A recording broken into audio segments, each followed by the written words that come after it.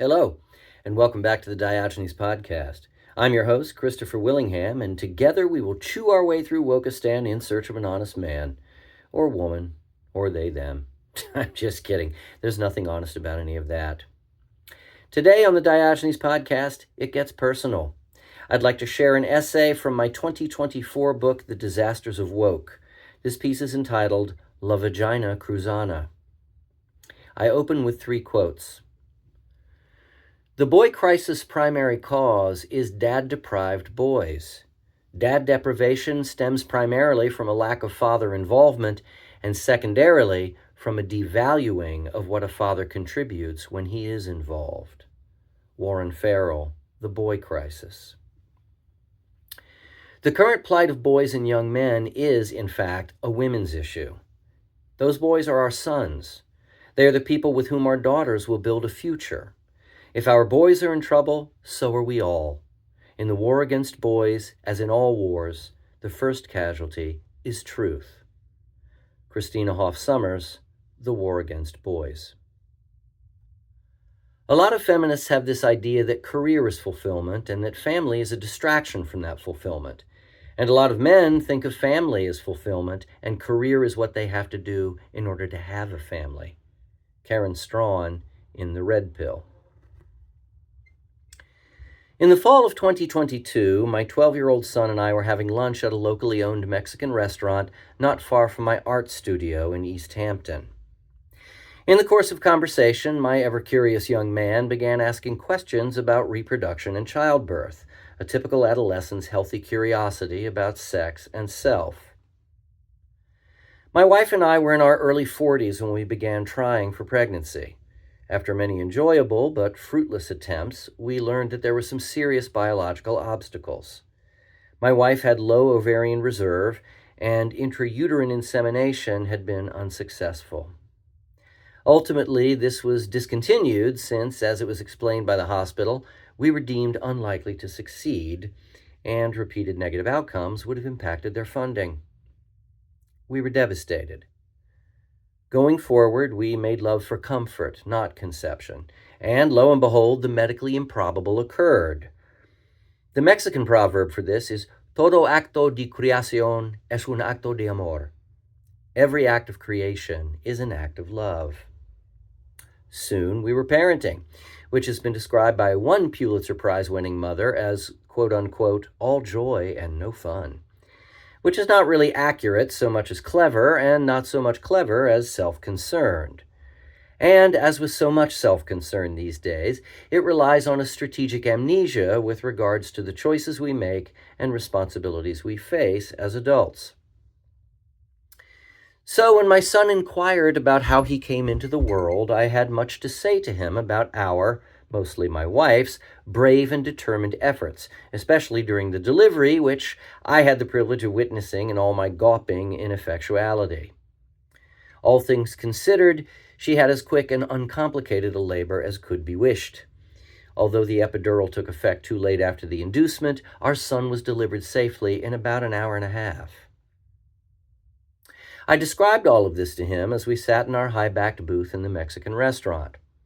Going into detail, I related how he crowned 3 times before she was able to push him out into the world, and how I cut the cord that tethered him to his original life as a fish, and how relieved and thrilled his mother and I were to hold him for the very first time. Unbeknownst to me, but obvious to my son, 2 women had occupied the booth just behind me at some moment before or during my anecdote. Apparently, while I was describing the birth, they became attentive to and displeased by my account. At one point, I had my open hands together symmetrically, thumbs and fingers touching to create a vaginal silhouette, which I expanded and contracted to illustrate how my wife had to exert herself to finally push our son head first out of her body. My son looked suddenly alarmed, which I initially thought was a response to my narrative, but then realized was actually directed over my shoulder. Seconds later, the 2 women behind me were on their feet and stamping toward the exit while flashing me caustic expressions which could have sterilized a male seahorse. How conceivably could I have given offense? by discussing medical matters over lunch, by presuming to pantomime vaginal childbirth with my gnarled middle-aged artist's hands, or by simply being a man explaining to his son in love and wonder how he came to be, a man explaining to his son the importance of gratitude for his mother's indefatigable commitment to his conception and birth, perhaps just by being a man explaining anything to anyone, anywhere, anytime. Clearly, the fecund cis-heteronormativity of it all was unappetizing to our nosy neighbors, who, by appearances, did not regard men as part of a healthy diet. After the women departed, my son told me how, as I was describing his birth, they rose up over the rim of the booth, glaring at us. He was embarrassed that they had overheard our conversation and confused at why they were so visibly angry. I myself was livid at this point, as this was yet another in an unending series of chance encounters with moral busybodies presuming to pass judgment against me in public for no real reason. And this time their righteous abnegations had discolored a moving and meaningful conversation with my son about the most important event in both our lives. Incidents of this kind are not unusual where we live in Western Massachusetts, one of the national epicenters of wokeness. I'm also sorry to report that it is a behavior most common with women. It is well understood that women are just as aggressive as men, but for obvious reasons, tend to enact their hostilities through social, not physical means, cyberbullying, call-out culture, and character attacks. Citing research by psychologist Nikki Crick, Jonathan Haidt and Greg Lukianoff acknowledged the role of social media in the rise of relational aggression and its outsized effects on girls and women. Social media, they write, quote, is the greatest enabler of relational aggression since the invention of language, and the evidence available today suggests that girls' mental health has suffered as a result, end quote. Everyone's mental health has suffered as a result of this media-driven cultural neurosis stoking. Unfortunately, as schools and universities have responded to the mental health crises of the iGen, they have inadvertently cultivated the safetyism, learned helplessness, emotional reasoning, and hostile attribution biases that drive the open displays of contempt, shaming, and cancellation in public spheres. Quote, safetyism also inflicts collateral damage because it teaches students to see words as violence and to interpret ideas and speakers as safe versus dangerous. Anxiety changes the brain in pervasive ways such that threats seem to jump out at the person, even in ambiguous or harmless circumstances, end quote. Correspondingly, those under imaginary threats increasingly jump out at their perceived emotional assailants, usually someone who has transgressed the new normative conceptions of race, gender, and identity. Social sorting has become de rigueur, crassly reinscribing divisions and false dichotomies long since blurred or erased by real social progress. The increasingly compromised ability of people even to consider transcending their tribal pieties is rivaled only by the concomitant will to identify and sanction their designated enemies. Quote, in fact, individuals may be largely incapable of significant attitude consistency, e.g., a coherent ideology, without the considerable social scaffolding provided by, for example, cognitive authorities and tightly knit social groups. In short, if individuals lack clarity in their thoughts to begin with, then any communications across ideological divides are bound to be emotional and identity-laden encounters that may even lead to ideological backlashes, end quote. What my son and I experienced that afternoon was the hideous afterbirth of a long gestating hatred of men, conceived in resentment and dedicated to the proposition that some animals are more equal than others, and it is their turn in the Master's house now. Strange the transubstantiation of salvation to sadism in liberation theologies, especially wokeism, with its sermons of inclusion and equity. Men, especially white cis-heterosexual males, are increasingly seen as toxic, feckless, and irredeemable. No famished intercessors are anywhere in sight to eat the sins of such as we. Rather, not quite. Documentary filmmaker Cassie J, in a now famous or infamous TED Talk, has emerged as a strong, supportive voice for men's rights and issues. A self-proclaimed militant feminist determined to expose the assumed misogyny at the dark heart of the men's movement, Jay experienced a profound change of heart herself as she began really listening to what men had to say about their own experiences. Quote, "There is no denying that there are many human rights issues that uniquely or disproportionately affect men. Paternity fraud uniquely affects men. The United States Selective Service in the case of a draft still uniquely affects men. Workplace deaths, disproportionately men. War deaths, overwhelmingly men. Suicide, overwhelmingly men. Sentencing disparity, life expectancy, child custody, child support, false rape allegations, criminal court bias, misandry, failure to launch, boys falling behind in education, homelessness, veterans issues, infant male genital mutilation, lack of parental choice once a child is conceived, lack of resources for male victims of domestic violence. So many issues that are heartbreaking if you are the victim or you love someone who is a victim of any one of these issues. These are men's issues, and most people can't name one." End quote. Emphasis in original. Check this against a list of the ever-proliferating names we now have for every ill and identity claimed falsely and fantastically by the intersectional acolytes of wokeism to see how distorted our priorities have become. Bear in mind that woke newspeak, like Orwell's, is intended to obfuscate and induce hypervigilance and obedience as the shapes of things past and present are altered before our eyes. One such list of critical social justice terms states clearly that, quote, "This glossary is a comprehensive but not exhaustive listing of terminology used in our conversations about diversity and equity. Because language is a reflection of the lived experience, many of these words and terms will continue to evolve as the lived experience evolves." End quote. Such convenient instability. In a world where actual suffering is ignored in favor of language games and real people are eclipsed by performative fictions, the work never ends. It has been said before that work will make us free, but we all know how that ends. The antipathy expressed toward me by the women in the restaurant was surely informed by many received ideas and unquestioned distortions about men. Casual misandry has been normalized for years, but seldom derives from significant direct experience. Instead, it is a self-propelling hypocrisy perpetrated by professional victims to affirm their own indignation. Don't any of these people have fathers, brothers, nephews, sons, or male friends whom they love, rely on, or admire? None among the woke would tolerate one of their own being denigrated in the uniqueness of their lived experience. Yet the worst man is an avatar for us all, and our experiences are nugatory. None among the woke would remain silent in the face of perceived microaggressions. Yet the absence of meaningful discussion about misandry is itself a microaggression, as it renders a real and serious problem invisible.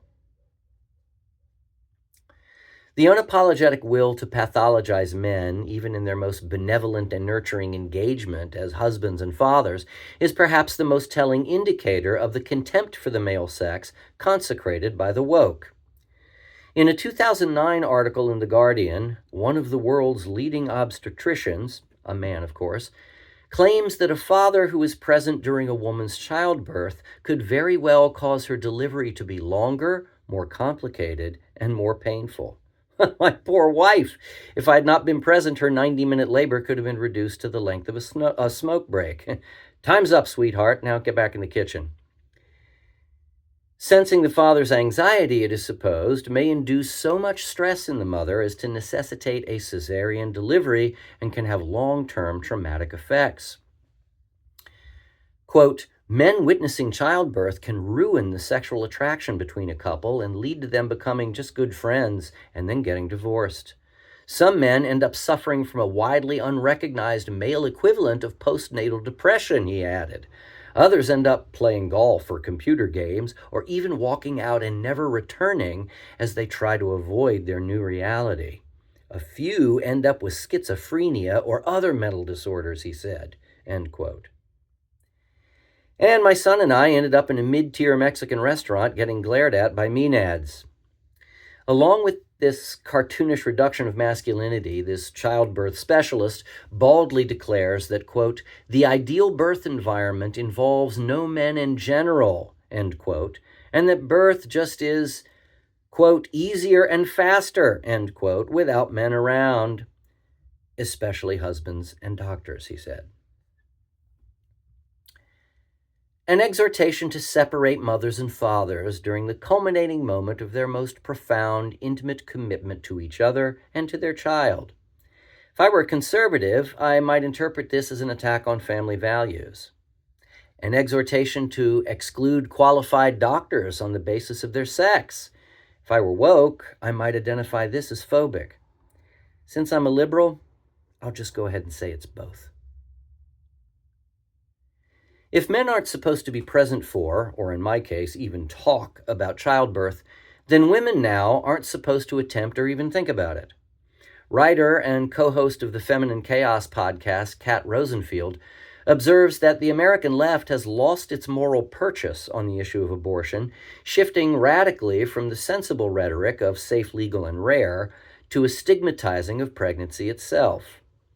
Calling this position, quote-unquote, self-sabotaging lunacy, Rosenfield notes that in the days following the leaked draft of the Supreme Court decision to overturn Roe v. Wade, the left's narrative about pregnancy and childbirth became a ghoulish castigation. Quote, one much-shared Twitter thread from an obstetrician enumerated the risks of pregnancy like a carnival barker marketing a house of horrors. Hemorrhage from miscarriage or ectopic, sepsis, blood clots, strokes, heart attacks, hyperemnesis and intractable vomiting, increased domestic violence, exacerbations of heart disease, lupus, and rheumatologic disease, hypertension, seizures, and mental illness, diabetes. It's all right here, folks, and that's before we even get to the torn anal sphincter and urinary incontinence. Step right up, ladies, end quote. And the fact that I, as a man, would celebrate such an event told the maenads at the Mexican diner all they needed to know. The woke aren't waging a war merely on men, but a war on women and mothers, a war on biology and normativity. Rosenfield continues, quote, most remarkable is that abortion access is, in fact, an issue with direct bearing on the lives of a vast majority of Americans. Not only women, but any man in a heterosexual partnership with one. And yet some of the loudest voices on this issue insist on describing it as anything but. Consider the now notorious tweet in which the ACLU listed all the groups most impacted by abortion bans. The LGBTQ community was second. Women were not listed at all, end quote. The sad conclusion is that nothing seems able to prevent the woke from eating themselves alive. Of course, anthropophagy is a feature of one of our more popular religions. Perhaps the woke are merely sublimating their true devotion. Not that these impulses are necessarily incompatible. An article on WebMD cheerily discusses the virtues of new mothers ingesting their afterbirth. Quote, your placenta, you could dry it and put it in pills. You could stir-fry it with onions. You could even eat it raw in the delivery room. Don't faint.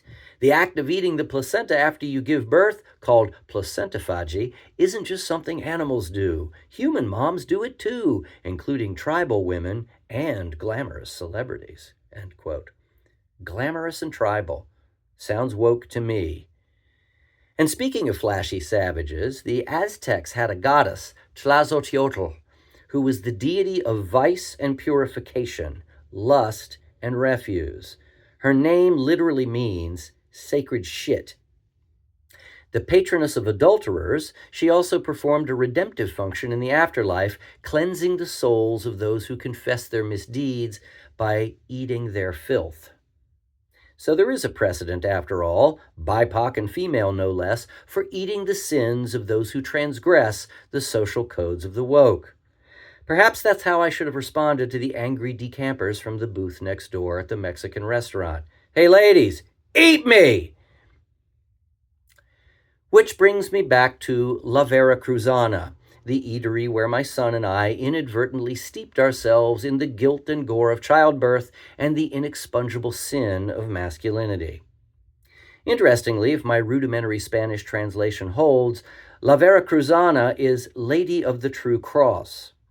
You just can't escape that old-time religion, whether it is woke, Christian, or pre-Columbian. The blood will flow. I recently returned to this restaurant for a much-needed repast after a long and productive labor in the studio.